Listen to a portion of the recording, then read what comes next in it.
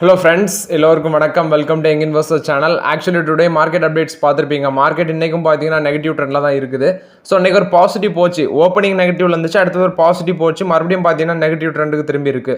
Nifty 20,000 பாயிண்ட்ஸில் trade ஆகிட்டு இருந்துச்சுன்னா பார்க்கும்போது 240 பாயிண்ட்ஸ் மேலே நெகட்டிவ்ல இருக்குது. பேங்க் நிஃப்டி 51,480 பாயிண்ட்ஸில் ட்ரேட் ஆகிட்டு இருக்கு. 360 பாயிண்ட்ஸ் கிட்ட நெகட்டிவ்ல இருக்குது. சென்செக்ஸ் 81,728 பாயிண்ட்ஸாக இருக்குது. 750 பாயிண்ட்ஸ் மேலே சென்செக்ஸும் நெகட்டிவ்ல தான் இருக்குது. ஸோ மார்க்கெட் வந்து பார்த்தீங்கன்னா இன்றைக்கும் நெகட்டிவ்ல தான் ட்ரேட் ஆகிட்டு இருக்குது. செக்டார் வைஸ் நம்ம மார்க்கெட் எடுத்து பார்க்கும்போது பிஎஸ்சி பேங்கும் டெக்னாலஜியும் பார்த்தீங்கன்னா பாசிட்டிவ்ல இருக்குது. ஸ்டில் வந்து பார்க்கும்போது இந்த ரெண்டு செக்டாரும் பாசிட்டிவ்ல இருக்குது. Banking, media, service, metal, infra, pharma, reality, cement, finance, BSc, consumer, energy, auto இதெல்லாம் பார்த்தீங்கன்னா நெகட்டிவ்ல தான் இருக்குது. ஸோ நேற்றே மாதிரி ஆட்டோ செக்டாரில் தான் இன்றைக்கும் பயங்கர அடி இருந்திருக்கு. நேற்று ஆட்டோ செக்டார் தான் பார்த்தீங்கன்னா அடி விழுந்ததில் ஃபர்ஸ்ட் இடத்துல இருந்தாங்க. இன்றைக்கி அவங்க தான் வந்து ஃபர்ஸ்ட் இடத்துல இருக்கிறாங்க. ஸோ மோராட்டி இது இன்றைக்குள்ள மார்க்கெட் அப்டேட்ஸு.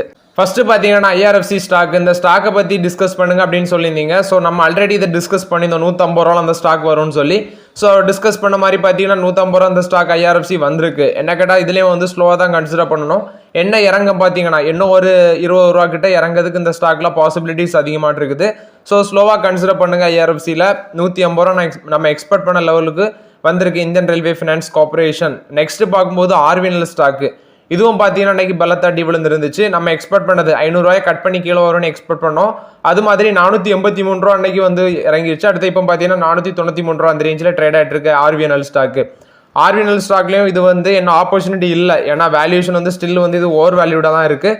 இப்போதைக்கு ஆர்விஎன்எல் ஸ்டாக் பக்கம்லாம் போக முடியாது. வெயிட் பண்ணலாம் ஆப்பர்ச்சுனிட்டி. என்ன கேட்டால் ஒரு 450 ரூபாய்க்கு கீழே வரணும். அதுக்கப்புறம் தான் பார்த்தீங்கன்னா ஆர்விஎன்எல் ஸ்டாக்ல நம்ம வாங்கணுமா வாங்கண்டாமா நீ முடிவு பண்ண முடியும். நெக்ஸ்ட் பார்த்தீங்கன்னா மணப்புரம் ஃபினான்ஸ் இன்னைக்கு 189 ரூபா வரைக்கும் இறங்கியிருக்கு. இன்னைக்கு ஒரு 1.5% நெகட்டிவ்ல ட்ரேட் ஆகிட்டு இருந்தாங்க. 188 ரூபா வந்தது, இப்போ 189 ரூபாய் ட்ரேட் ஆகிட்டு இருக்கு. ஸோ மணப்புரம் ஃபினான்ஸ்ல இது ஒரு ஆப்பர்ச்சுனிட்டியாக தான் நான் பார்க்குறேன். ஆல்ரெடி நம்ம வந்து பார்த்தீங்கன்னா கடைசியாக கன்சிடர் பண்ணியிருந்தோம். 170, 180 வந்து நான் கன்சிடர் பண்ணியிருந்தேன். ரீசெண்டாக 190 கூட ஒரு ஸ்டாக் வந்து பார்க்கும்போது நிறைய ஸ்டாக் வந்து வாங்கும்போது மிச்சம் வந்து அமௌண்ட்டில் வந்து பார்த்தீங்கன்னா ஒரு மணப்புரம் ஸ்டாக் வந்து வாங்கி போட்டேன். இப்போ 190 ரூபாய் பிரேக் பண்ணி கீழே வந்திருக்குது. ஸோ இதை ஒரு ஆப்பர்ச்சுனிட்டி மணப்புரம் ஃபினான்ஸில் யூஸ் பண்ணிக்கோங்க. ஸ்லோவாக யூஸ் பண்ணுங்க. பல்க் பைங்க இப்போதைக்கு அவாய்ட் பண்ணுங்க. அதுக்கு வேண்டி ஒரு ஸ்டாக்கை நான் உங்கள்கிட்ட பை பண்ண சொல்லலை. ஒரு 5 ஸ்டாக் 10 ஸ்டாக் அப்படி வாங்குறது நல்லதுங்கிறது என்னோட ஒப்பீனியன். பல்க் பைங்க அவாய்ட் பண்ணுங்க. நெக்ஸ்ட் பார்த்தீங்கன்னா இன்னைக்கு மணப்புரம் ஃபினான்ஸில் விழுந்த அடியை விட முத்தூட் ஃபினான்ஸில் அடி பயங்கரமாக விழுந்துருந்துச்சு. கிட்டத்தட்ட 3% வரைக்கும் அடி விழுந்திருக்கு. நான் பார்க்கும்போது 1910 ரூபா இருந்துச்சு. அதுக்கப்புறம் பார்த்தீங்கன்னா இப்போ 1919 ரூபாயில் ட்ரேட் ஆகிட்டு இருக்கு இந்த முத்தூட் ஃபினான்ஸ். இது வந்து நம்ம 1300 ரூபாயில் கன்சிடர் பண்ணோம். அதுக்கப்புறம் பார்த்தீங்கன்னா 2000 ரூபாலாம் தாண்டி போச்சு. இப்போ மறுபடியும் ஒரு இறக்கத்தில் ட்ரேட் ஆகிட்டு இருக்கு இந்த முத்தூட் ஃபினான்ஸ். இன்னைக்கு வந்து ஆக்சுவலி இந்த ஸ்டாக் மேலே தான் போயிருக்கணும். இதில் ஒரு பாசிட்டிவ் நியூஸ் வந்துருந்துச்சு. கூகுள் பே பார்த்தீங்கன்னா இவங்க ஆதித்யா பிர்லா ஃபினான்ஸ், முத்தூட் ஃபினான்ஸ் இவங்களுக்கு கூட பார்ட்னர்ஷிப்பில் வராங்க. இந்த கொலாபரேஷன் மூலமாட்டு கோல்டு லோன், பர்சனல் லோன்லாம் வந்து ப்ரொவைட் பண்ணுறதுக்கு வேண்டி வந்து இந்த பார்ட்னர்ஷிப்பில் வராங்க. அதாவது Google for India even 10th எடிஷனில் தான் இந்த பார்ட்னர்ஷிப் வந்து சைன் பண்ணியிருக்காங்க. முத்தூட் ஃபினான்ஸ் கூடயும் ஆதித்யா பிர்லா ஃபினான்ஸ் கூடயும் வந்து கூகுள் பே வந்து பார்த்தீங்கன்னா இந்த பார்ட்னர்ஷிப்பில் வராங்க. பர்சனல் லோன், கோல்டு லோன் இது எல்லாமே ப்ரொவைட் பண்ணுறதுக்கு வேண்டி தான். ஆதித்யா பிர்லா ஃபினான்ஸ் கூட இந்த பார்ட்னர்ஷிப் மூலமாட்டு access to credit for individuals, merchants இதை வந்து பார்த்தீங்கன்னா இந்தியாவில் வந்து இம்ப்ரூவ் பண்ண இருக்கிறாங்க. ஸோ இந்த கொலாபரேஷன் மூலமாட்டு 10,000லேருந்து 120, அதாவது 10,000 சொல்கிறாங்க. அது அமெரிக்கன் வேல்யூவில் $120 அந்த இதில் வந்து பார்த்தீங்கன்னா லோன் ஸ்டார்ட் ஆகுதுன்னு சொல்கிறாங்க. ஃபினான்ஷியல் நீடை சப்போர்ட் பண்ணுறதுக்கு வேண்டி. ஸோ நம்ம இப்போ கோல்டு இந்தியன் மார்க்கெட்டில் கோல்டுன்னு பார்த்தீங்கன்னா 1 பில்லியன் இண்டிவிஜுவல்ஸ் வந்து இந்தியாவில் அப்ராக்சிமேட்லி வருஷத்துக்கு 1 lakh crore வரைக்கும் இந்த கோல்டில் வந்து இன்வெஸ்ட்மெண்ட் பண்ணுறாங்க. அதாவது கோல்டு இம்போர்ட்டில் வந்து 1 lakh crore வரைக்கும் இன்வெஸ்ட் பண்ணுறாங்க. இது வந்து பார்க்கும்போது வேர்ல்டு வைட் மைன் ப்ரொடக்ஷனை விட 20% அதிகமாக இருக்குது அப்படின்னு சொல்லி ஹெச்எஸ்பிசி இந்த அப்டேட் கொடுக்குறாங்க. இது வந்து முத்தூட் ஃபினான்ஸ், ஆதித்யா பிர்லா ஃபினான்ஸ், அடுத்தது வந்து கூகுள் பே பொறுத்த வரைக்கும் ஒரு பாசிட்டிவ் அப்டேட்டு. நெக்ஸ்ட் பார்த்தீங்கன்னா பஜாஜ் ஹவுசிங் ஃபினான்ஸ். இது வந்து ரீசெண்டாக ஐபி வந்து லிஸ்டட் ஆன கம்பெனி, உங்கள் எல்லாத்துக்குமே தெரியும். ஸோ இவங்க வந்து பார்த்தீங்கன்னா Q2 பிஸ்னஸ் அப்டேட் வந்து கொடுத்துருக்காங்க. அதில் அசட் அண்டர் மேனேஜ்மெண்ட் 1 லட்சம் கோடி தாண்டி இருக்காங்க. 1,02,550 கோடியாக இருக்குது. அதை ரீச் பண்ணியிருக்காங்க. 1 லட்சம் கோடி அந்த மார்க்கை ரீச் பண்ணியிருக்காங்க. 26% ஏர்னர் பேஸில் க்ரோத் ஆயிருக்கு. அது மட்டும் இல்லாமல் இன்னைக்கு பஜாஜ் ஹவுசிங் ஃபினான்ஸோட ஸ்டாக் ப்ரைஸ் பார்க்கும்போது 150 ரூபாயில் இருந்துச்சு. ஒரு நெகட்டிவ்ல தான் இருந்துச்சு. இது வந்து 150 ரூபாய் கீழே அதிக பாசிபிலிட்டிஸ் இருக்குது. அதாவது 150 ரூபாய் கீழே போகிறதுக்கு பாசிபிலிட்டி இந்த ஸ்டாக்ல வந்து அதிகமாக இருக்குது. அதுவும் இல்லாமல் பார்த்தீங்கன்னா இந்த ஸ்டாக் இப்போதைக்கு கொஞ்சம் ஓவர் வேல்யூடாக இருக்கிறதுனால ஒரு 150 ரூபாய் கீழே எவ்வளோ இறங்குன்னு பார்த்துட்டு தான் நான் இன்வெஸ்ட்மெண்ட் பண்ணணும் அப்படின்னு சொல்லி இந்த ஸ்டாக்ல இருக்கிறேன். இந்த பஜாஜ் ஹவுசிங் ஃபினான்ஸுக்கு ஹெச்எஸ்பிசி இப்போ என்ன சொல்கிறாங்கன்னா தேர்ஸ்டே க்ளோசிங்லேருந்து ஒரு 27% இந்த ஸ்டாக் இறங்கிறதுக்கு வாய்ப்புகள் இருக்குது அப்படின்னு சொல்லியிருக்காங்க. 110 ரூபா வரைக்கும் வர வாய்ப்பு இருக்குன்னு சொல்கிறாங்க இந்த பஜாஜ் ஹவுசிங் ஃபினான்ஸில். வந்துச்சுன்னா டெஃபினட்டாக நல்லா ஓடி போய் இன்வெஸ்ட்மெண்ட் பண்ணிடுவோம் இந்த பஜாஜ் ஹவுசிங் ஃபினான்ஸில். பட் அந்த ஆப்பர்ச்சுனிட்டி வரது வந்து ரொம்பவே ரேருன்னு தான் நினைக்கிறேன். ஆப்பர்ச்சுனிட்டிஸ் வந்துச்சுன்னா நம்ம டிஸ்கஸ் பண்ணலாம். இது வந்து பார்த்தீங்கன்னா பஜாஜ் ஹவுசிங் ஃபினான்ஸில் வந்து அப்டேட்டு. நெக்ஸ்ட் நீ பார்த்தீங்கன்னா HDFC பேங்க். ஆக்சுவலி இன்னைக்கு ஸ்டாக் ப்ரைஸ் வந்து ஒரு ஃபிளாட் பாசிட்டிவ்ல தான் இருந்துச்சு. 1650 ரூபா அந்த ரேஞ்சில் ட்ரேட் ஆகிட்டு இருந்துச்சு. HDFC பேங்க்ல ஒரு அப்டேட் வந்திருக்கு. அதாவது அவங்களோட Q2 பிஸ்னஸ் அப்டேட் சொல்லியிருக்காங்க. டெபாசிட்ஸ் பார்த்தீங்கன்னா 15.1% இயர் ஆன் இயர் பேஸில் க்ரோத் ஆயிருக்குன்னு சொல்லியிருக்காங்க. 25 லட்சம் கோடியா இருக்கு. சீக்வன்ஷியல் பேசிஸில் பார்க்கும்போது 5.1% இன்க்ரீஸ் ஆயிருக்குன்னு சொல்றாங்க. பேங்க் டைம் டெபாசிட் பார்க்கும்போது 16.17 lakh crore இருக்கு. இது வந்து குவார்டர் அண்ட் குவார்டர் பேஸில் பார்க்கும்போது 6.7%, இயர் ஆன் இயர் பேசிஸில் 19.3% இன்க்ரீஸ் ஆயிருக்கு இந்த டைம் டெபாசிட்ஸ்ன்னு சொல்றாங்க. Average deposits of the bank 23.53 lakh crore இருக்கு. இது வந்து இயர் ஆன் இயர் பேசிஸில் பார்த்தீங்கன்னா 15.4%, குவார்டர் அண்ட் குவார்டர் பேஸில் 3.1% இன்க்ரீஸ் ஆயிருக்கு. ஆவரேஜ் காசா டெபாசிட்ஸ் பார்த்தீங்கன்னா 8.08 lakh crore. அதே வந்து இயர் ஆன் இயர் பேசிஸில் 7.3%, குவார்டர் அண்ட் குவார்டர் பேஸில் 0.3% குறைஞ்சிருக்கு அப்படின்னு சொல்லியிருக்காங்க. ஆவரேஜ் காசா டெபாசிட்ஸ். லிக்விடிட்டி கவரேஜ் ரேஷியோ 127% இருக்கு இந்த குவார்டரில். முந்தின குவார்டரில் வந்து 123% இருக்கு. ஏரோகோ பீரியட்ல வந்து 121% இருந்திருக்கு அப்படின்னு சொல்றாங்க. இந்த குவார்டரில் அவங்களோட advances under management 26.34 lakh crore இருக்கு. இயர் ஆன் இயர் பேசிஸில் 8.8%, அதே குவார்டர் அண்ட் குவார்டர் பேஸில் 2.3% க்ரோத் காமிச்சிருக்கு. இந்த குவார்டரில் ரீட்டைல் லோன்ஸ் வந்து 33,800 கோடியா இருக்குன்னு சொல்றாங்க. Commercial and rural banking loans வந்து 38,000 கோடியாட்டு உயர்ந்திருக்கு. Corporate and other wholesale loan வந்து 13,300 கோடியா இருந்திருக்கு அப்படின்னு சொல்றாங்க. கிராஸ் அட்வான்சஸ் வந்து 25.19 lakh crore இருக்குது. இயர் ஆன் இயர் பேஸில் 7% இன்க்ரீஸ் ஆயிருக்கு. அதே மாதிரி இந்த குவார்டரில் அவங்களோட bank securities and aside loans வந்து 19,200 கோடியா இருக்கு. இயர் டு டேட்ல 24,600 கோடியா இருக்குன்னு சொல்லியிருக்காங்க. இது வந்து HDFC பேங்க் கொடுத்த Q2 பிஸ்னஸ் அப்டேட்ஸ். நெக்ஸ்ட்னு பார்க்கும்போது எஸ் பேங்க். இந்த எஸ் பேங்க் பார்த்தீங்கன்னா கண்டினியூஸாக 2 நாளில் அடி விழுந்துட்டு தான் இருக்குது.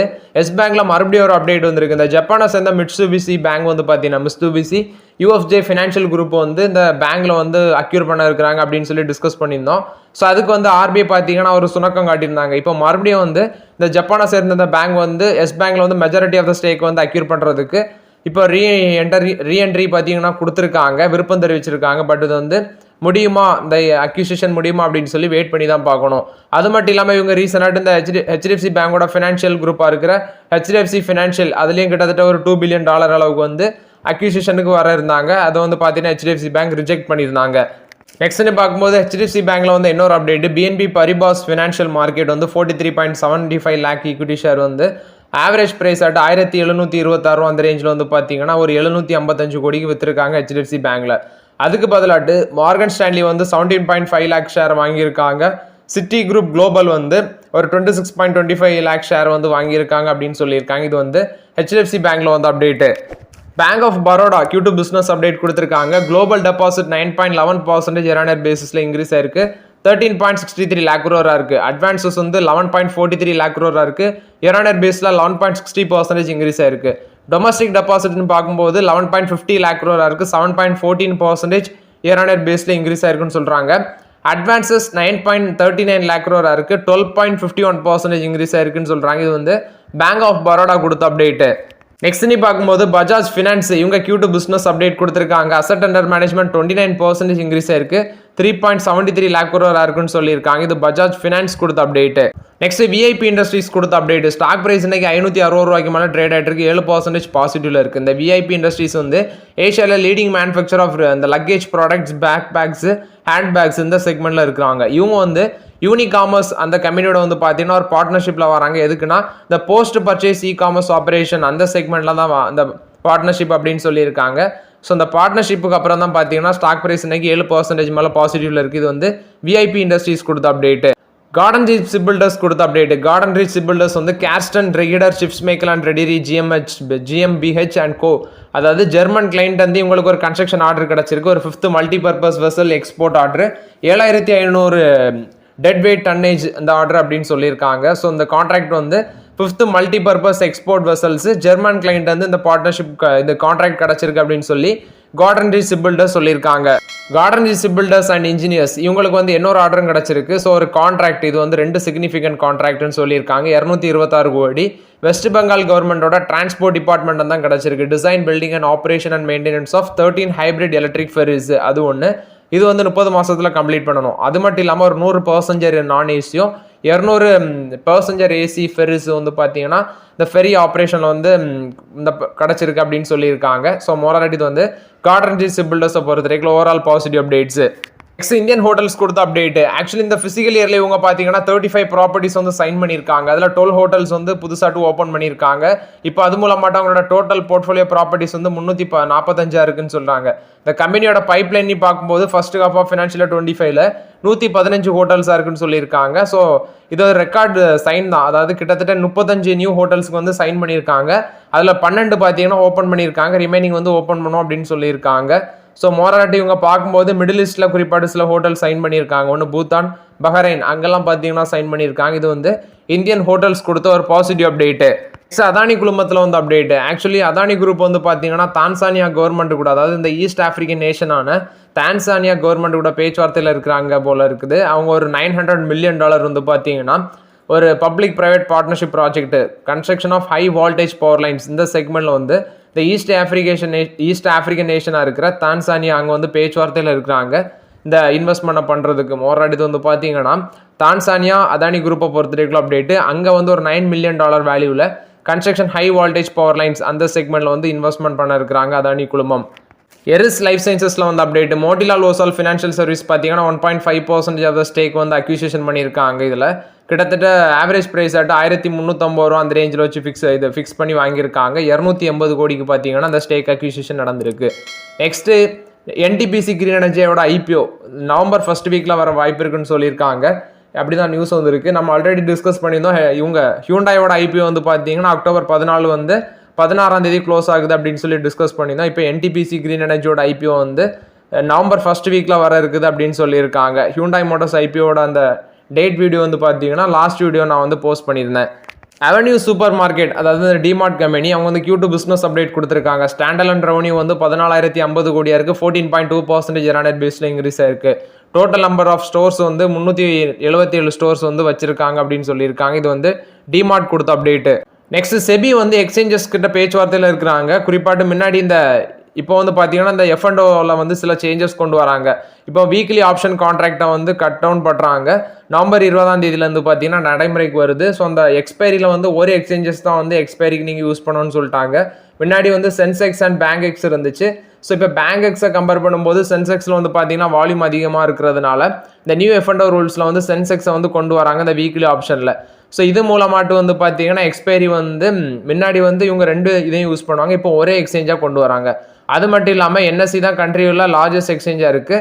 இதில் வந்து பார்த்தீங்கன்னா 4 வீக்லி எக்ஸ்பைரிஸ் இருந்துச்சு. குறிப்பாடு Nifty bank, Fin Nifty mid cap. இப்போ இதிலே வந்து பார்த்தீங்கன்னா ஒரு வீக்லி எக்ஸ்பைரி ஆட்டு மாற்ற போகிறாங்க. ஸோ மோரலாட்டி வந்து செபி வந்து எக்ஸ்சேஞ்சஸ்ட்டை பேச்சுவார்த்தையில் இருக்கிறாங்க அப்படின்னு சொல்லி நியூஸ் வந்திருக்குது. தெமாஸ்க்கு வந்து இந்த ஹால்டிராம் ஸ்நாக்ஸில் வந்து பார்த்தீங்கன்னா $1 பில்லியன் ப்ளஸ் ஸ்டேக் வந்து அக்யூசியேஷன் பண்ணுறதுக்கு பேச்சுவார்த்தையில் இருக்கிறாங்க அப்படின்னு சொல்லி நியூஸ் வந்துருக்குது. ஸோ இவங்க வந்து ஒரு பிக்கஸ்ட் ஸ்நாக் மேக்கராக இருக்கிறாங்க. வேல்யூஷன் வந்து $11 பில்லியன் இருக்குது. இவங்க வந்து இதில் ஒரு 10% 15% ஆஃப் ஸ்டேக் இந்த ஹால்டிராமில் வாங்குறதுக்கு இந்த சிங்கப்பூர் ஸ்டேட் இன்வெஸ்டரான தெமாஸ் ஹோல்டிங்ஸ் பிரைவேட் லிமிடெட் வந்து பார்த்தீங்கன்னா பேச்சுவார்த்தையில் இருக்கிறாங்க அப்படின்னு சொல்லி நியூஸ் வந்திருக்கு. இது வந்து ஹால்டிராமை பொறுத்த வரைக்கும் அப்டேட்டு. நெக்ஸ்ட் வந்து ரிலையன்ஸ் பவரில் வந்து அப்டேட். இந்த ஸ்டாக் வந்து பார்த்தீங்கன்னா ரீசெண்டாக இந்த கம்பெனி எல்லாமே இது கடன் எல்லாம் அடைச்சிட்டு வராங்க, குறைச்சிட்டு வராங்க. இப்போ வந்து ஒரு 4198 கோடி வந்து கன்வெர்டிபிள் பாண்ட்ஸ் மூலமாட்டு ஃபண்ட் ரைஸ் பண்ண இருக்கிறாங்க அப்படின்னு சொல்லியிருக்காங்க ரிலையன்ஸ் பவர். ரீசெண்டாட்டு ரோசா பவருக்கு வந்து பார்த்தீங்கன்னா ஒரு அவங்களோட சப்சிடியான ரோசா பவர் மூலமாட்டு வர்டே பார்ட்னர்ஸுக்கு வந்து 850 கோடி வந்து ப்ரீபே பண்ணியிருந்தாங்க. இப்போ மறுபடியும் வந்து 4198 கோடி வந்து கன்வெர்டிபிள் பாண்ட்ஸ் மூலமாட்டு ஃபண்ட் ரைஸ் பண்ண இருக்கிறாங்க அப்படின்னு சொல்கிறாங்க. இது வந்து ரிலையன்ஸ் பவர் கொடுத்த update. So okay friends, actually இந்த வீடியோவில் சில இம்பார்ட்டன்ட் அப்டேட்ஸ் எல்லாமே டிஸ்கஸ் பண்ணோம். இந்த வீடியோ உங்களுக்கு பயனுள்ளதாக இருக்குன்னு நினைக்கிறேன். பயனுள்ளதாக இருந்துச்சுன்னா லைக் பண்ணுங்கள், சப்ஸ்கிரைப் பண்ணுங்கள், கமெண்ட் பண்ணுங்கள். Okay friends, thank you.